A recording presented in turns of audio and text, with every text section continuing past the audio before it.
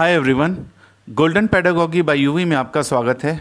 उम्मीद करता हूँ आप सबने हमारा ये चैनल सब्सक्राइब कर लिया होगा और बेल आइकॉन भी प्रेस कर दिया होगा। सब्सक्राइब करने से आप अपडेटेड तो रहेंगे ही, साथ ही हमें भी पता चलता रहेगा कि आप लोग हमारा ये चैनल लाइक कर रहे हैं, जिससे हमें और भी कंटेंट बनाने के लिए प्रोत्साहन मिलता रहेगा। इसी के साथ उम्मीद करता हूँ आपने डिस्क्लेमर भी पढ़ लिया होगा। हमारा इंस्ट्रक्शन देने का माध्यम रहेगा इंग्लिश, जिससे कि ज़्यादा से ज़्यादा लोग इसका फ़ायदा उठा पाएँ, जबकि बुलेट पॉइंट्स इंग्लिश में रहेंगे। चलिए सीधे जंप करते हैं टॉपिक पर।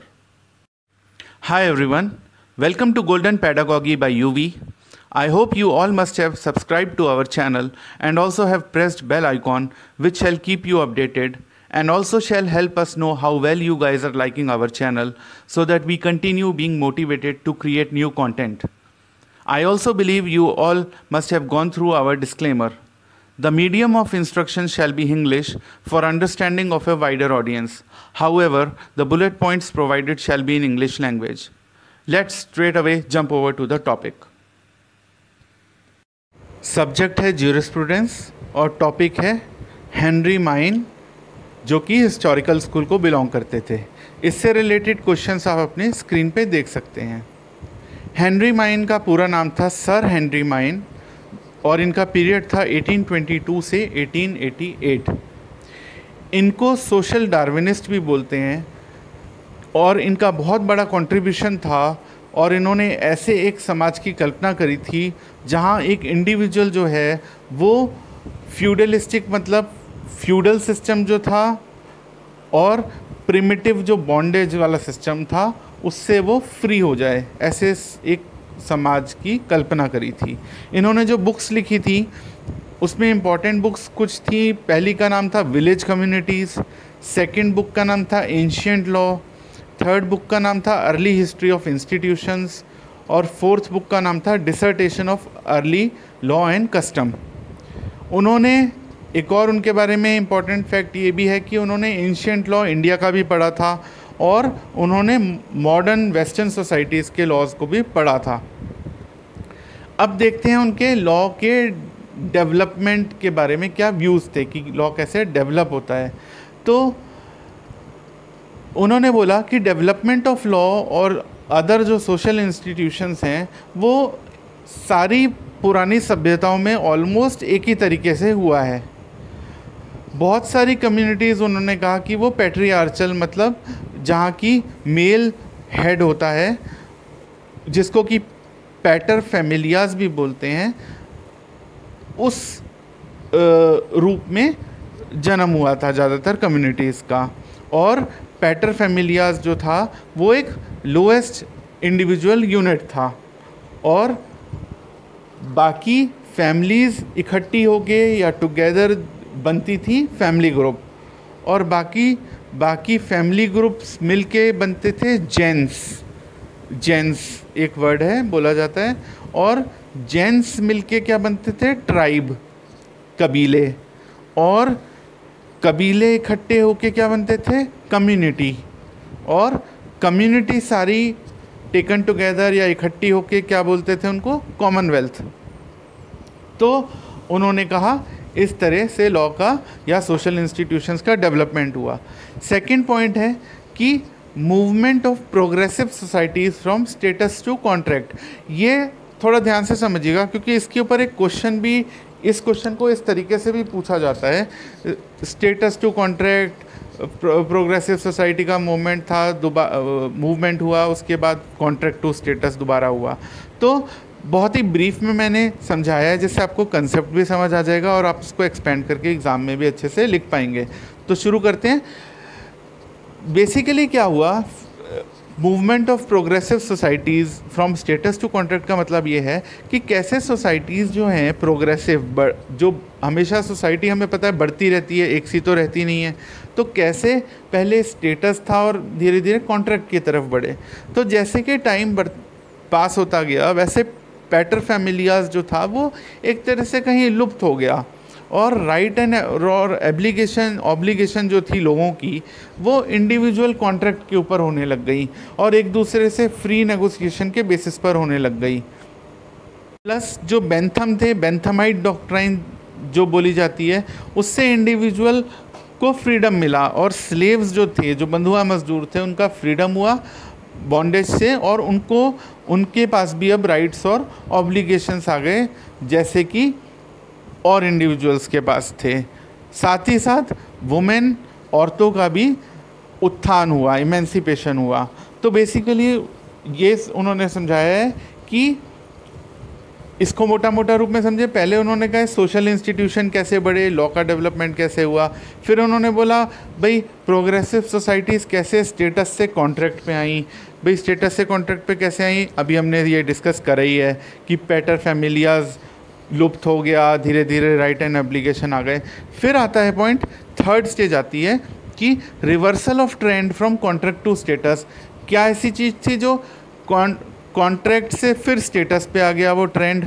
तो बेसिकली क्या हुआ, जैसे जैसे सोसाइटी और ये इतना ज़्यादा कॉन्ट्रैक्ट पे एम्फेसिस हो गया, उससे नई नई चीज़ें, नई नई प्रॉब्लम्स उत्पन्न होने लग गई, जैसे कि अनएम्प्लॉयमेंट की। अब ऐसे कॉन्ट्रैक्ट बनने लग गए जहाँ एक्सप्लॉइट किया जाता था लेबर को, भूखमरी हो गई, बीमारियाँ बढ़ने लग गई। तो इन चीज़ों से क्या हुआ, इनइक्वालिटीज़ बढ़ती चली गई, और इससे क्या हुआ, ट्रेड यूनियन, कलेक्टिव बार्गेनिंग जिसको हम बोलते हैं, वो सारी चीज़ें आई, minimum wages act, factories act, ये सब आई। तो बेसिकली क्या हुआ, जो वेलफेयर स्टेट था उसने एक रेगुलेटर का फंक्शन इख्तियार कर लिया कि भाई एकदम से ऐसा नहीं कि हम लोगों को बड़े बड़े पूंजीवादी उनको खाने के लिए छोड़ देंगे एकदम से एकदम से स्टेटस से कॉन्ट्रैक्ट पे। तो धीरे धीरे स्टेट ने अज्यूम किया कि भाई हम रेगुलेट करेंगे, क्योंकि जस्टिस, इक्वलिटी और लिबर्टी के प्रिंसिपल्स वेलफेयर स्टेट में थे। तो ऐसे कॉन्ट्रैक्ट टू स्टेटस का ट्रेंड जो है वो दोबारा से कॉन्ट्रैक्ट से स्टेटस की तरफ बढ़ा। तो बेसिकली आपको इसका फ्रेमवर्क पता है, अब आप इसको अच्छे से एक्सपेंड करके एग्ज़ाम में लिख सकते हैं। अब basically stages of development of law क्या हैं, हिस्टोरिकल स्कूल में जो मोटा मोटा सारे हिस्टोरिकल स्कूल के थिंकर्स मानते हैं कि लॉ कैसे डेवलप हुआ था, वो 4 स्टेजेस में हुआ था। तो बेसिकली पहली स्टेज क्या थी कि राजाओं द्वारा, रूलर्स द्वारा लॉ बनाए अंडर डिवाइन इंस्पिरेशन। उनको कुछ ऊपर से शक्ति, गॉडेस की शक्ति या गॉड की शक्ति मिली और उन्होंने उसके बेसिस पर लॉ बनाए। सेकंड, कस्टमरी लॉ, कि धीरे धीरे कैसे कस्टम्स और वो सोसाइटी में आए तो उससे भी आगे लॉ बनते चले गए। उसके बाद तीसरा कि जो प्रीस्ट या पंडित कम्युनिटी थी, कैसे उन्होंने लॉज बनाए या उन्होंने लॉज किताबों में ऐड किए या लिखे। और फाइनली फोर्थ स्टेज, जब सोसाइटी बढ़ती जाती है तो कोडिफिकेशन की तरफ बढ़ी कैसे। तो बेसिकली मोटा मोटा 4 स्टेजेस डेवलपमेंट में आती हैं। तो अब आ जाते हैं कंट्रीब्यूशन पे माइन के। बेसिकली ये बोला जाता है कि हिस्टोरिकल ज्यूरिस्प्रूडेंस का जो स्कूल है वो हमेशा आभारी रहेगा, इंडेटेड रहेगा सर हेनरी माइन का।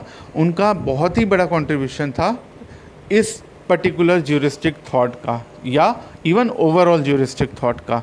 तो पॉइंट वाइज डिस्कस करते हैं। पहला पॉइंट, उन्होंने हिस्टोरिकल स्कूल की जो थ्योरी थी सेविग्नी की, इनफैक्ट उन्होंने और ब्रॉडर वे में उसको ले गए। सेविग्नी ने कम्युनिटी और लॉ के बीच का रिलेशन एक्सप्लेन किया था, लेकिन माइन उससे भी आगे जाके माइन ने बोला कि सिर्फ उनका रिलेशन नहीं है बट उनका एक लॉ के डेवलपमेंट में भी उनका एक लिंक है। सेकेंडली, कंपैरेटिव स्टडी, माइन ने अलग अलग कम्युनिटीज़ का, डिफरेंट कम्युनिटीज़ का लॉ पढ़ा और उसको कंपेयर किया और उससे उन्होंने निष्कर्ष निकाला कि कैसे लॉ ग्रो होता है, कैसे स्टेजेस आती हैं। थर्डली, उन्होंने सेविग्नी से थोड़ा डिफ़र भी किया। हालांकि हमें पता है सेविग्नी, माइन दोनों हिस्टोरिकल स्कूल को बिलोंग करते थे, और जैसा कि पहले भी हमने डिस्कस किया था एनालिटिकल स्कूल में कि स्कूल ऑफ थॉट एक होता है, मोटा मोटा उनकी सोच वही थी लेकिन फिर भी उसमें कुछ कुछ फ़र्क होता है। तो माइन ने क्या इसमें बोला थर्ड पॉइंट में कि माइन ने लेजिस्लेशन को एक पोटेंट सोर्स ऑफ लॉ माना। ऑल्सो उन्होंने जो एक्सेसेस थे, जो अतियाँ थी फ़िलोसॉफ़िकल स्कूल ऑफ जर्मनी की, उनको भी अवॉइड किया। उन कि भाई वो जो अतियाँ हैं या वो चीज़ें हैं वो भी एप्लीकेबल नहीं हैं, या वो ज्यूरिस्प्रूडेंस के परव्यू में नहीं आती या आनी चाहिए। और फोर्थली, उन्होंने लीगल हिस्ट्री जो है वो पढ़ी, वो इसलिए पढ़ी जिससे कि वो पास्ट को स्टडी करें, ना कि वो जस्ट बेसिस ही बन जाए और सीधा जो कि हिस्ट्री में हुआ है जी वही उससे ही फ्यूचर कोर्स और स्टैंडर्ड बना दिए जाएं। आंख बंद करके, यानी कि हिस्ट्री, उन्होंने हिस्ट्री को पढ़ा, समझा और उसके हिसाब से जहाँ उनको ठीक लगा वहाँ किया, नहीं तो उन्होंने सिर्फ उसको पढ़ने के उससे हिस्ट्री को, लीगल हिस्ट्री को पढ़ा। तो बेसिकली ये था सर हेनरी माइन का। इससे रिलेटेड भी गाइस क्वेश्चन आता है, contract to status, status to contract, ये चीज़ें आती हैं। हिस्टोरिकल स्कूल का जनरली जब क्वेश्चन आता है, पूछा जाता है, तो हम सेवेग्नी के बारे में लिखते हैं, लेकिन अगर आप थोड़ा सा एडिशनल इन्फॉर्मेशन अगर देना चाहें उसमें भी, तो आप सर हेनरी माइन के बारे में भी लिख सकते हैं। इंडिविजुअली भी इसका एक क्वेश्चन आता है पूरा 20 मार्क्स का। तो आपको बेसिकली मोटे मोटे सारे पॉइंट्स पता चल गए हैं, आप बहुत अच्छे से इस क्वेश्चन को अटेम्प्ट कर सकते हैं। और गाइस मेरा मानना है, अब हमने इतने सारे स्कूल, इतने सारे मेन ज्यूरिस्ट अब तक डिस्कस किए हैं, तो आपका मोटा मोटा एक डर निकल गया होगा। और उम्मीद करता हूँ आपसे, आप कमेंट बॉक्स में लिखें, जिससे कि मैं आगे भी और ज्यूरिस्ट के बारे में भी बना पाऊँ अपने लेक्चर्स, क्योंकि गाइस इसमें बहुत टाइम लगता है, मेहनत लगती है। तो आप लोगों का अगर थोड़ा सा फीडबैक मिलता रहे तो मुझे भी अच्छा लगेगा। Thank you guys.